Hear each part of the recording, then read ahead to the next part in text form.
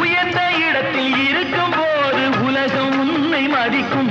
உன் நிலைமை கொஞ்சம் இறங்கி வந்தால் நிழலும் கூட விதிக்கும்.